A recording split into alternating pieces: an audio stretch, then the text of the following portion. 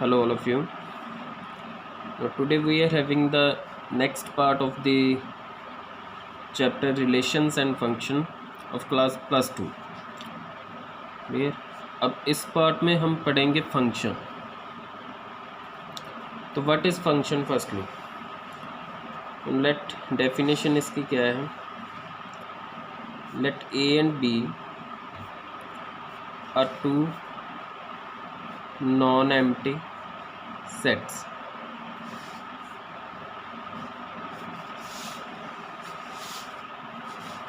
a relation f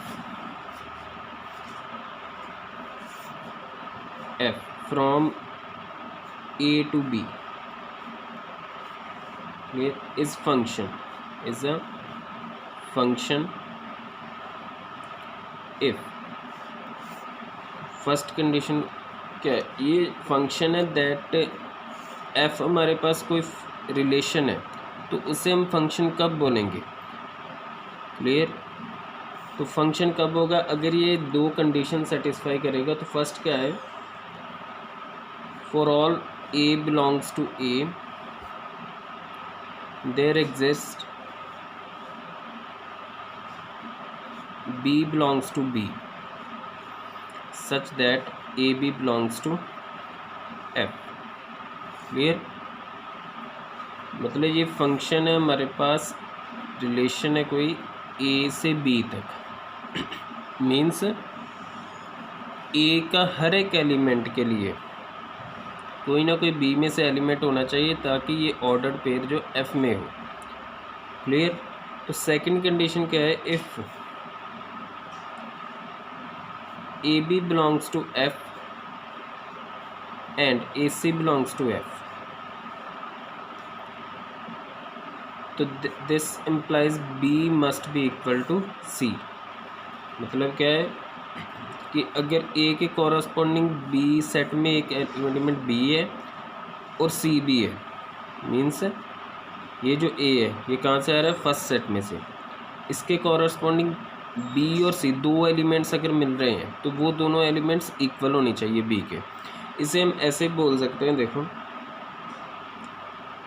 in other words कैसे लिखेंगे?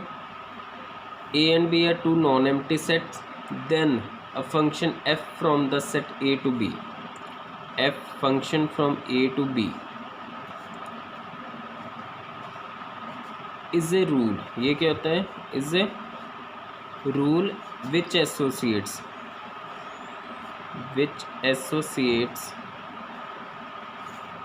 elements of a with b। it associates the elements of a with b। clear। तो such that all elements of set a, ये first condition दोबारा इसे ऐसे भी लिख सकते, all elements of set a are associated with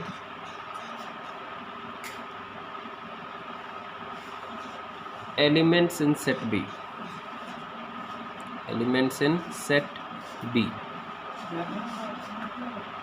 and second,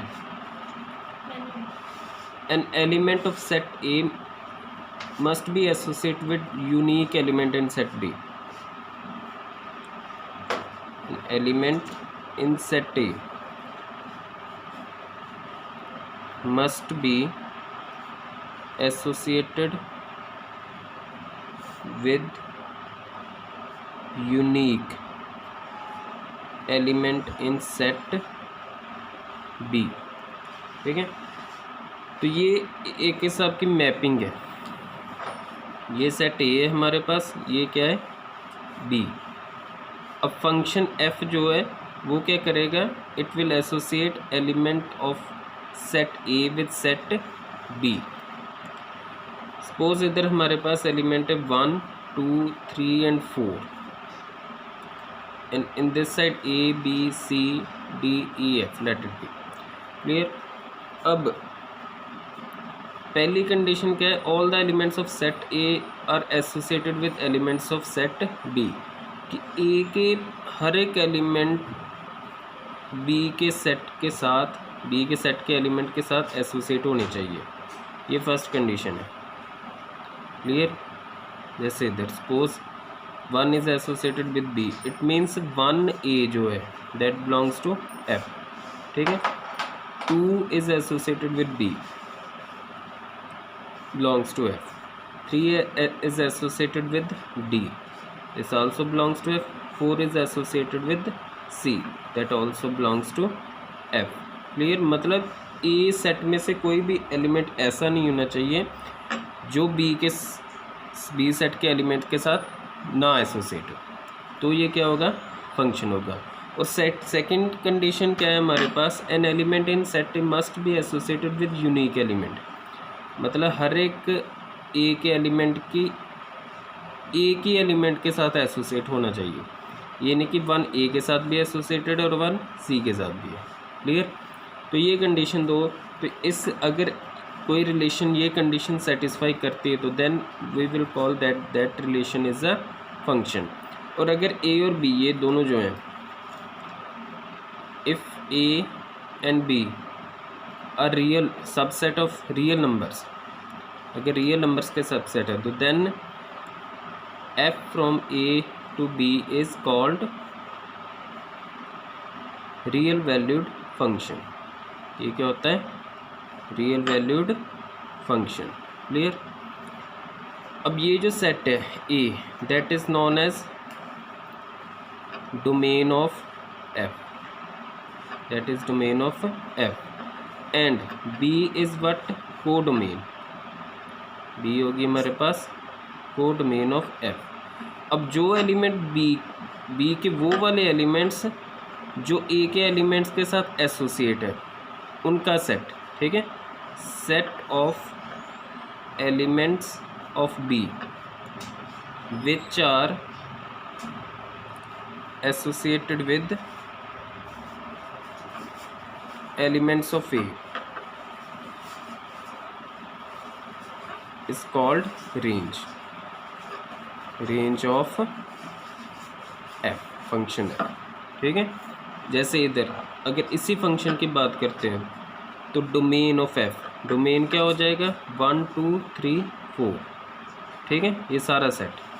क्योंकि obviously ये फंक्शन तभी होगा अगर A के सारे एलिमेंट्स एसोसिएट हो B के साथ। और रेंज ऑफ F सिर्फ वो वाले एलिमेंट्स आएंगे B में से जो A के साथ एसोसिएटेड है, means A B C D। Clear? ये सारा सेट ये होगी कोडोमेन। तो इनमें range is subset of codomain. कौन सा एलिमेंट आएगा? That are associated with set A। तो अगर 1 इज एसोसिएटेड विद A तो इसे हम ऐसे बोल सकते हैं F of 1 is equal to A। 2 is associated with B means F of 2 is equal to B। Similarly, f of 3 is equal to D and f of 4 is equal to C। ठीक है। Next आ गया हमारे पास types of function. तो functions की types, first is 1 function. Types of functions, first है हमारे पास 1 function. तो 1 फंक्शन क्या है? फंक्शन लेट इट बी दो सेट्स है हमारे पास। A function f from x to y is 1 को हम इंजेक्टिव भी बोल देते, 1 और इंजेक्टिव फंक्शन, 1 और इंजेक्टिव।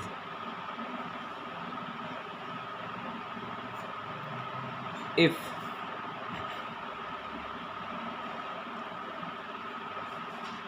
every element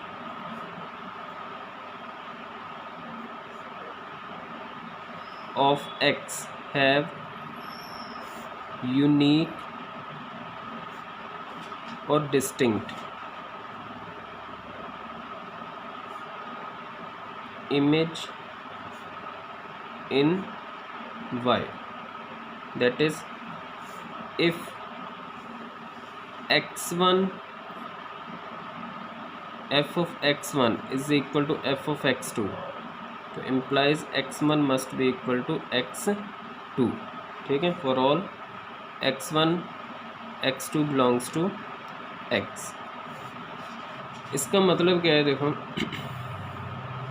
जैसे मैं इधर एक फंक्शन लिख रहा हूँ f1, इसमें एलिमेंट्स है 1 2 3 और 4, और इसमें a b c d e f जैसे पहले किया। This is x set and this is y, ठीक है।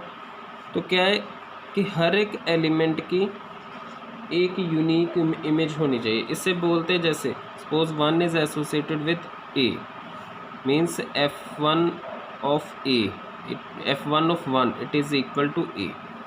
तो ये a क्या है, 1 की इमेज है, and 1 is pre image of a, ठीक है। a is image of 1 and 1 is pre image of a, मतलब हर एक एलिमेंट की यूनिक इमेज होनी चाहिए, क्लियर।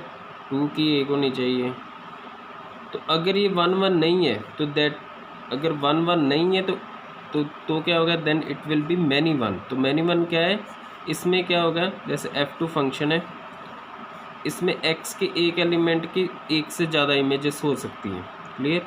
जैसे 1 2 3 4 a b c d e, f of 1 भी a के इक्वल है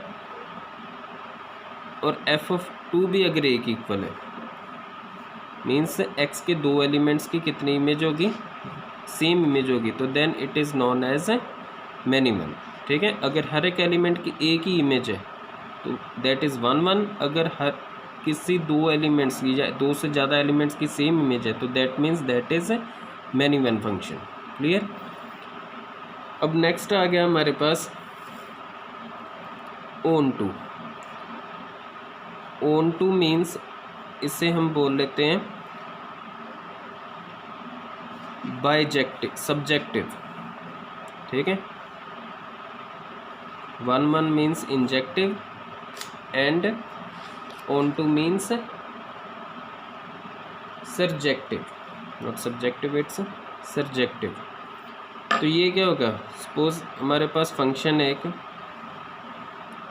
f3 and that is from set x to set y, 1 2 3 4, similarly let it be a b and c। now function f from x to y is on to if for all y belongs to y there must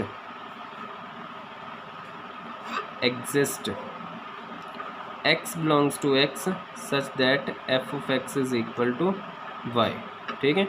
मतलब ये f3 function जो x से y from x to y, ये इसे on to कब बोलेंगे, अगर code main का कोई भी एलिमेंट ऐसा नहीं हो जिसकी पीछे प्री इमेज ना हो, ठीक है। जैसे इधर e, ये जो y के एलिमेंट्स है, e की कोई प्री इमेज नहीं है और f की भी कोई प्री इमेज नहीं है, तो इट मीन्स ये ऑन टू फंक्शन नहीं है। मीन्स अगर यहाँ पे y सेट के हर एक एलिमेंट की प्री इमेज हो, जैसे 1 is associated with a, that suppose 2 is also associated with a, 3 with b and 4 with c।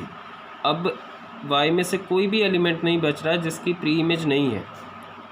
1 की इमेज a है, 2 की भी a है, 3 की b है, 4 की c है, ठीक है। तो a की 2 प्री इमेजेस हैं, 1 और 2, b की 3। तो ये ऐसा फंक्शन यहाँ पे this is known as onto function. कब ऑन टू होगा, जब y सेट में से कोई भी एलिमेंट ना हो जिसकी प्री इमेज ना हो। तो इससे यहाँ पे क्या होगा, कोड मेन और रेंज इक्वल हो जाएंगे। Codomain is equal to range. अब रेंज में वो एलिमेंट्स आते हैं जिनकी प्री इमेज होती है। तो अगर सारे एलिमेंट्स की प्री इमेज है तो कोड मेन जो सेट y है वो सारा का सारा रेंज ही होगा, क्लियर। तो अगर ऑन टू नहीं है कोई फंक्शन तो उसे हम बोलते हैं into function, if it is not onto. जैसे अगर 1 1 नहीं है तो मैनी 1, अगर ऑन टू नहीं है तो इनटू। तो इनटू फंक्शन में क्या होगा, जैसे ये this is the into function. अगर कोई एलिमेंट इधर बच जाता है, क्लियर, दैट इज़ इनटू। अगर वाई में से कोई एलिमेंट नहीं बचता जिसकी प्री इमेज नहीं है तो that is onto function. अब नेक्स्ट है हमारे पास 1 1 एंड ऑन टू, इसे हम बोल देते हैं बाइजेक्टिव। तो बाइजेक्टिव फंक्शन कब होगा? अगर वो 1 1 भी है और ऑन टू भी है। तो 1 1 क्या होता है, अभी आपको बताया है। सपोज कोई फंक्शन है f from x to y 1 2 3 4 तो the a b c d। 1 1 function कब होगा? अगर हर एक एलिमेंट x के हर एक एलिमेंट की यूनिक इमेज हो, क्लियर। तो ऑन टू कब होगा? अगर y में से कोई भी ऐसा एलिमेंट नहीं बच रहा जिसके पीछे प्री इमेज ना हो। तो यहाँ पे आप देख सकते हैं ये जो फंक्शन मैंने मैपिंग ड्रॉ की है, x के हर एक एलिमेंट की यूनिक इमेज है। जैसे इधर यूनिक नहीं थी, x के 2 एलिमेंट की सेम इमेज थी। अब हर एक एलिमेंट की अपनी अपनी डिस्टिंक्ट इमेज है और y में से हर एक एलिमेंट के पीछे प्री इमेज भी है। Means every element of x is associated with y, uniquely associated with y, and every element of y has the pre image. तो दैट मीन्स ये फंक्शन 1 1 भी है और ऑन टू भी है। तो अगर कोई फंक्शन 1 1 और ऑन टू होता है तो that is known as bijective function, clear. तो ये थे फंक्शन क्या होता है और इसकी टाइप्स। नेक्स्ट वीडियो में कुछ एग्जांपल्स करेंगे related two types of the function. तो देखेंगे कौन सा फंक्शन 1 1 है, कौन सा ऑन टू है, clear. So thank you so much.